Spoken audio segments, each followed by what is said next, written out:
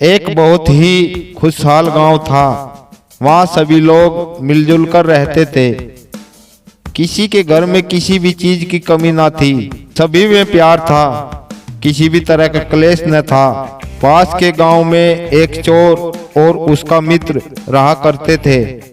चोर चोरियां करता था, परंतु उसका मित्र बहुत ही ईमानदार था। वह जानता था कि उसका मित्र चोर है, पर बेरोजगार होने के कारण वह स्वयं उस पर निर्भर था। इसी वजह से वह किसी के सामने यह राज जाहिर नहीं करता था। उसका जीवन आनंद पूर्वक बीत रहा था। वही चोर एक ईमानदार मित्र के साथ होने के कारण कभी संदेह का पात्र नहीं बना। इसी का लाभ मिलने से वह चोर अपने मित्र को कभी बोझ नहीं समझता था।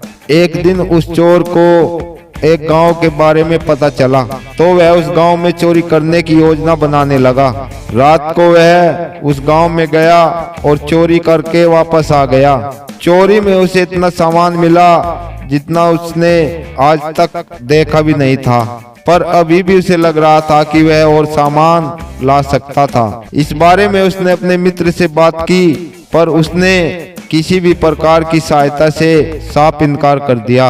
उधर गांव में पहली बार चोरी की घटना होने के कारण यह खबर आग की तरह फैल गई, पर प्यार और सदाचार की भावना होने के कारण सब लोगों ने उस परिवार की सहायता की और उन्हें दिलासा दी। इस घटने के बाद सब चौकन्ना हो गए थे, क्योंकि उन्हें इस बात का पता था कि चोरी किसी बाहर के व्यक्ति ने ही की थी। अगली रात फिर चोर चोरी की योजना बनाकर उस गांव में गया और खूब सामान चोरी कर लाया। लेकिन पिछली बार की तरह अब भी उनके मन में यही कसक थी कि वह और सामान ला सकता था, परंतु अपनी क्षमता के अनुसार ही ला सका। जैसे तैसे वह अपने घर पहुंचा।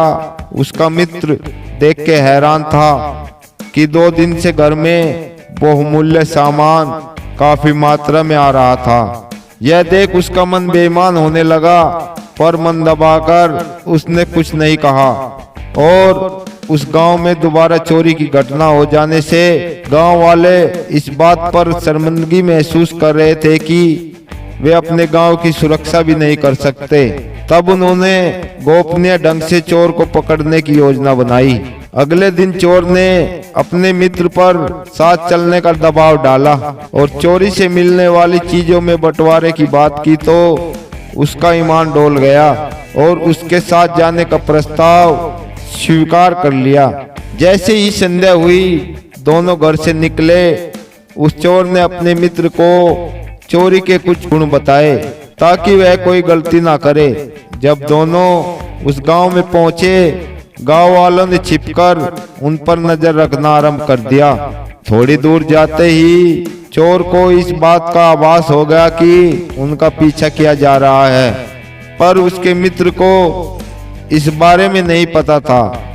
वह तो बहुत डरा हुआ, घबराया हुआ था। एक घर के पास पहुंचकर चोर ने अपने मित्र को दीवार फांदने को कहा। जैसे ही वह दीवार फांदकर घर में घुसा, चोर चालाकी दिखाते हुए गांव वालों को चकमा देकर गांव से बाहर निकल आया और रातों रात अपना सारा सामान समेटकर अपना गांव छोड़कर चला गया। वहां उस गांव में उसका मित्र घर में तो घुस गया था, पर जब उसने देखा कि उसका मित्र कुछ देर तक न आया, तो उसके पसीने छूटने लगे। वह थोड़ा आगे बढ़ा तो उसका पैर बाल्टी से टकरा गया और बाल्टी गिरने के कारण शांत अंधेरे में बहुत तेज आवाज हुई। आवाज सुनते ही सारे गांव वाले उस घर के बाहर आ गए और उसे पकड़ लिया। वह घबराया हुआ बोल रहा था कि उसने कुछ नहीं किया और माफी मांगने लगा, पर गांव वालों ने उसे माफ नहीं किया और पहले हुई 2 चोरियों का इल्जाम भी उस पर डाल दिया गया। पूछताछ पर उसने अपने चोर मित्र के बारे में बताया। उसको ढूंढने की कोशिश की गई, और बहुत शातिर होने के कारण वह हाथ नहीं आया और पहली बार चोरी करने आए उस इंसान को वह सजा भी काटनी पड़ी जो जुर्म उसने किया ही नहीं था। वह बार बार कह रहा था कि मैंने आज तक ऐसा काम नहीं किया, आज पहली बार मैंने ऐसा काम करने की कोशिश की, कृपया मुझे माफ कर दीजिए।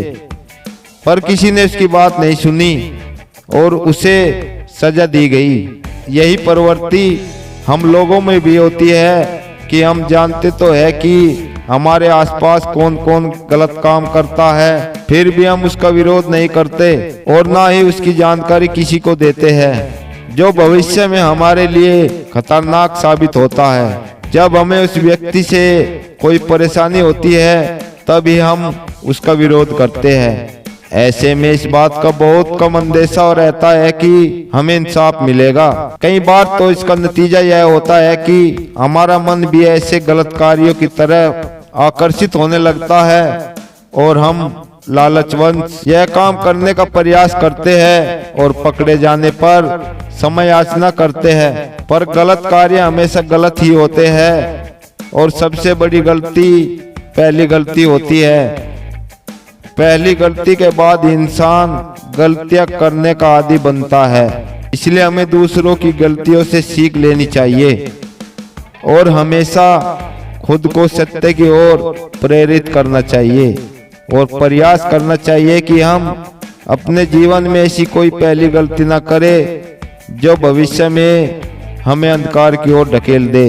उम्मीद है आपको ये शिक्षा देने वाली कहानी जरूर पसंद आई होगी। आपने इस कहानी से क्या सीखा हमें कमेंट बॉक्स में जरूर बताएं। धन्यवाद।